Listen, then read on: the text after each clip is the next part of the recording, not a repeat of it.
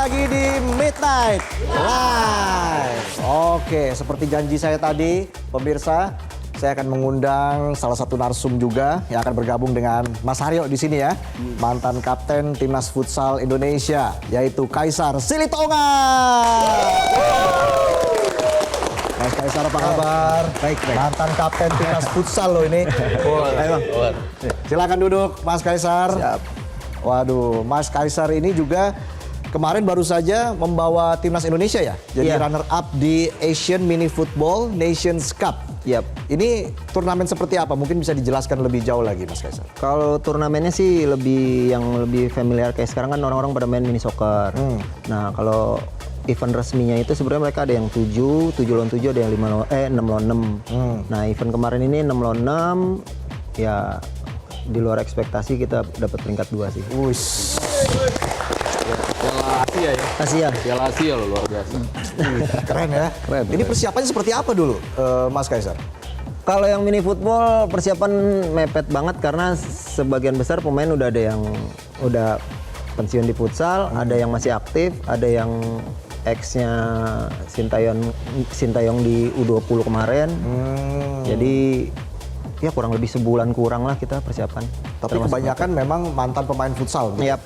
Oke, itu kalau misalnya kita bicara soal mental pemain ya, bangun mental pemain itu seberapa sulit tuh, Mas Kaisar, apalagi menghadapi partai-partai atau laga-laga yang krusial? Kalau mental sebenarnya banyak terbentuk di kesempatan. Maksudnya tuh kita di kesempatan di jam bermain, kesempatan tryout untuk uji tanding di luar atau di dalam negeri. Itu sih. Soalnya kalau bicara mental lebih ke seberapa besar experience kita udah pernah main sih. Jadi semakin banyak waktu bermain, Yap. itu secara otomatis akan terbentuk mental seperti itu. Sangat. Nah, ketika misalnya sudah ada di turnamen nih ya, tapi misalnya laga pertama kalah, terus itu gimana tuh cara bounce back-nya? Bounce back ya karena gini sih, karena kita biasa kalau main di nasional suka kemakan mental tuh karena ekspektasi pendukung, ekspektasi diri sendiri kadang terlalu tinggi saat kalah itu, apalagi momennya yang kita yakinin buat menang tiba-tiba kalah, wah itu buat balikinnya berat sebenarnya. Cuma di situ dituntut lagi seberapa nasionalis lu sih sebenarnya buat Wah, balik itu tuh penting tuh, seberapa nasionalis atlet ya. Ya, tapi kalau tadi melihat permainan Timnas Indonesia, Mas Kaisar, mungkin ada catatan tersendiri nih.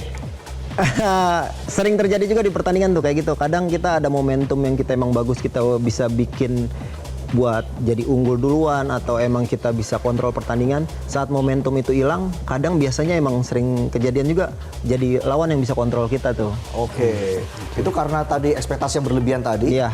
yang membuat akhirnya pemain, wah, Iya, sudah merasa di atas angin nih, seperti itu ya. Iya, kadang itu tuh yang Tapi bikin. wajar kan ekspektasi dari penonton, supporter. Wajar karena itu kita butuh itu juga. Jadi ya kadang jadi kitanya kebawa untuk wah harus kasih kemenangan nih, wah harus main bagus nih. Jadi kadang itu yang nggak keluar dari kita sebagai player, semakin stressful juga tuh, makin beban lagi. Apalagi nanti beres pertandingan scroll baca-baca komen, aduh. Ya. Paling repot. Kalau bisa dihindari mungkin itu ya. Ya, ya itu termasuk salah satu tes mental juga sih. Oke, jadi komentar netizen tuh jadi tes mental buat atlet.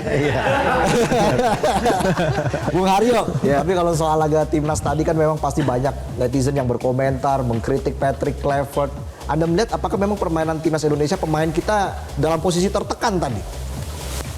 Iya, mungkin ekspektasi. Emang saya sangat setuju ya, tadi memang momentum ya. Iya. Sepak bola, apapun itu bentuknya, mini soccer, futsal, sepak bola lapangan besar, momentum itu penting gitu. Ketika momentum itu tidak bisa kita manfaatkan, dalam hal tadi ya gol penalti itu gagal untuk tereksekusi, kan terlihat sekali tadi dari Kevin Dix-nya sendiri dalam situasi setelah dia gagal, terlihat kepalanya tertunduk. Iya. Lalu ada satu bola terobosan di mana positioning dia pun salah, masih terlalu jauh, masih terlambat untuk balik.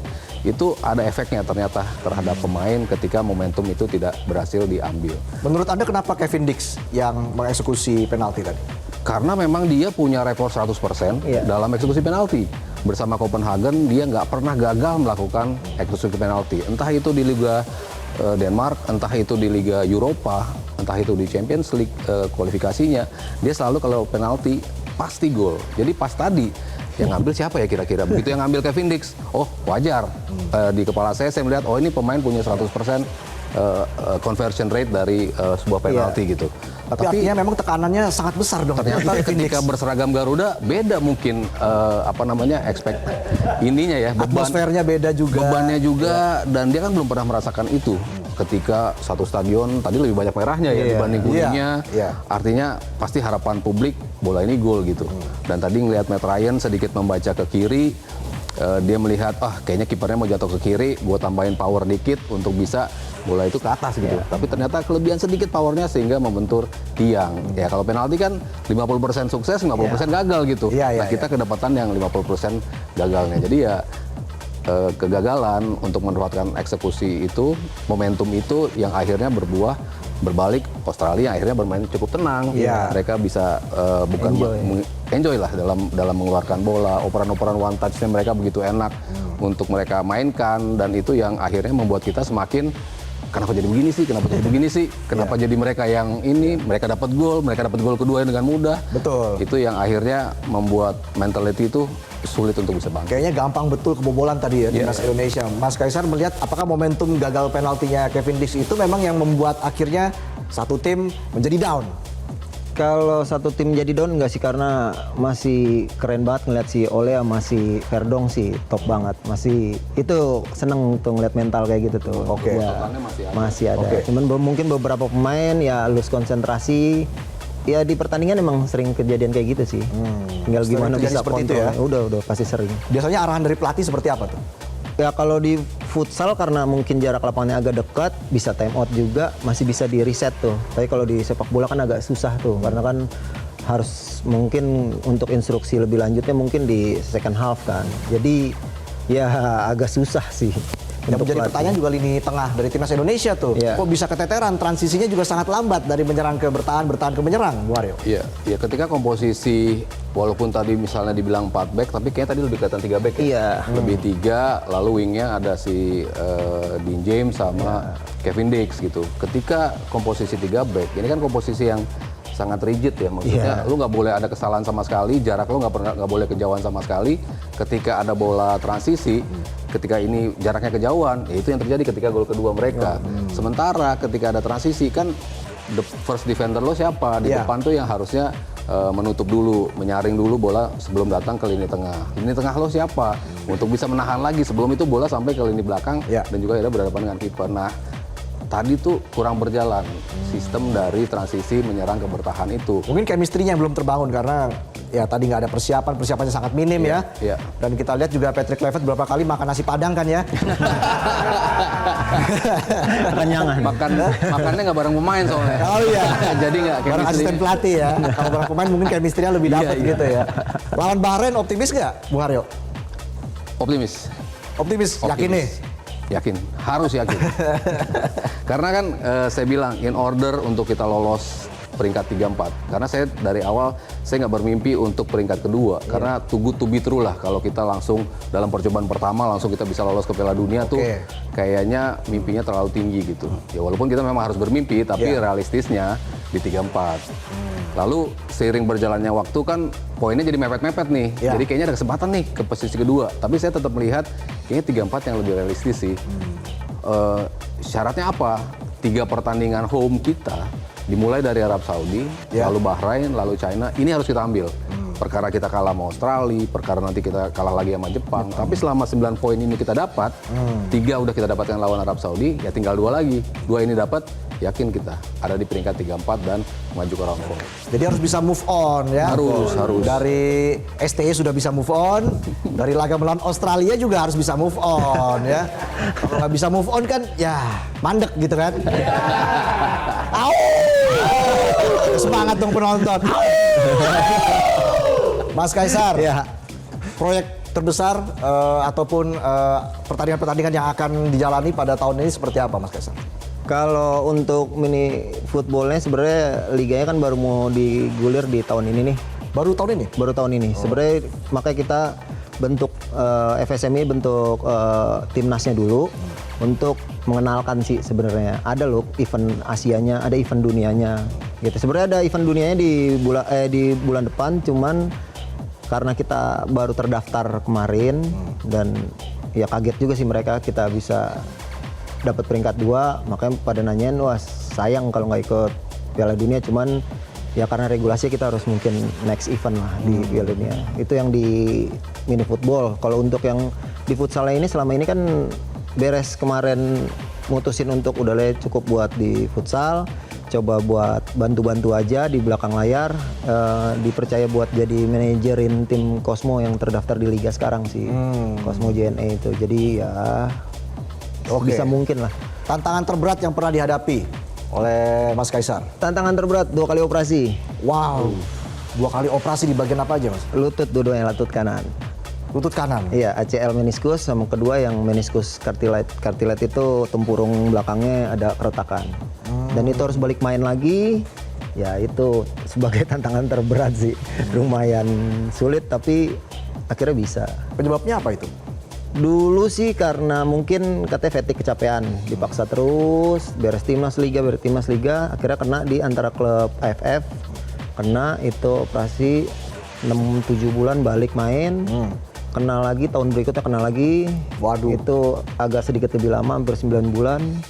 Balik lagi, ya sampai retired sekarang sih aman-aman aja alhamdulillah. Aman ya? Aman. Angkat galon masih bisa kan ya? Iya. Mau ngangkat gas tapi nggak ada gas. Waduh, luar biasa lo bisa bounce back dari cedera. Ini cedera berat dong. Ya, Lumayan. operasi bro. seperti Lumayan itu. berat. Itu gimana akhirnya bisa bangkit dari 2 kali cedera itu?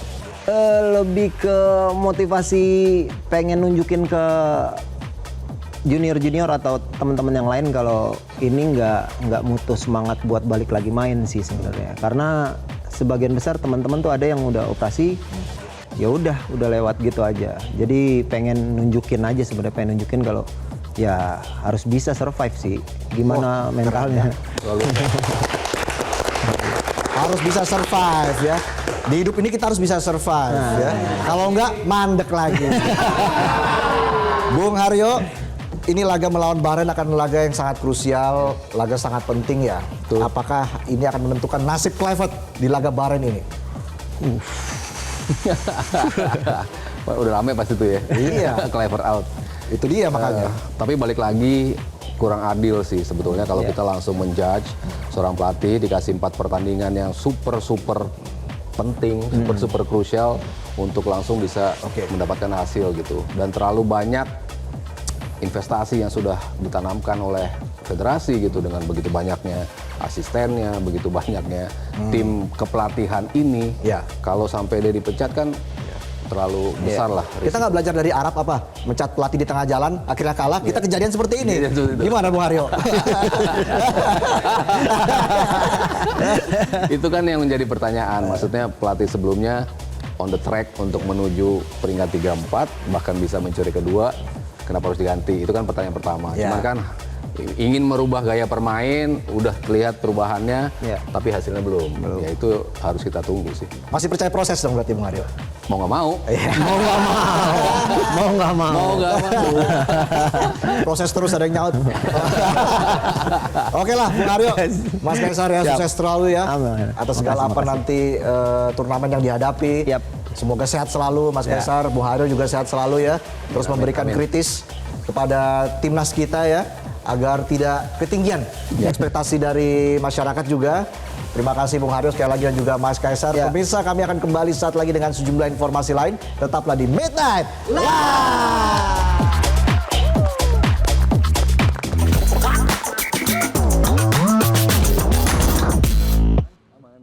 Jelajahi cara baru mendapatkan informasi. Download Metro TV Extend sekarang.